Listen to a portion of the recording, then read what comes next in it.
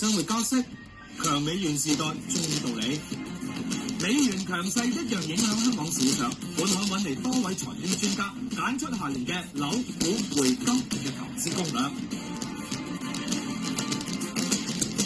我而家嘅心理就係話咁低貴我唔買咯。美元強咧，港元咧亦都跟住會強，啲資金去流去美國，亦都會好自然咁流一部分俾香港嘅市場。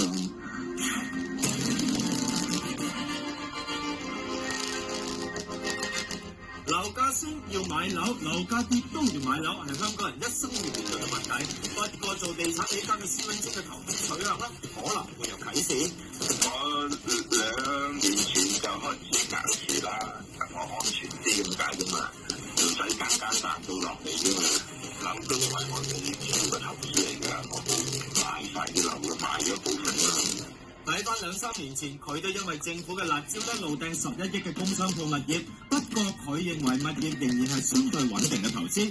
樓而家都屬於周期嘅高位，多過次周期嘅低位。但係樓同股票比，都仲係樓穩陣過股票咁解嘅。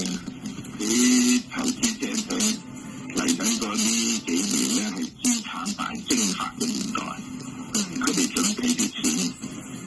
俾啲大鱷壓晒啱晒嘅，算就好彩啦。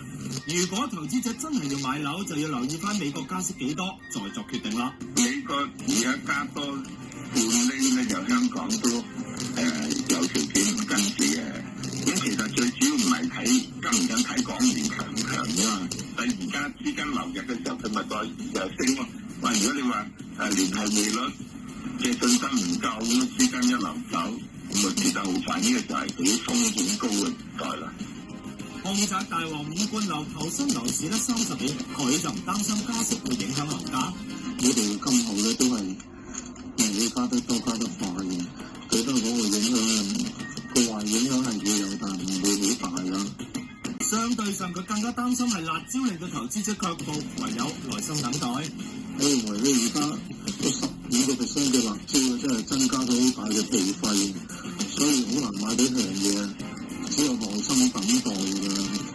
希望會有啲特別強嘅銀主盤出現啊，咁樣咯。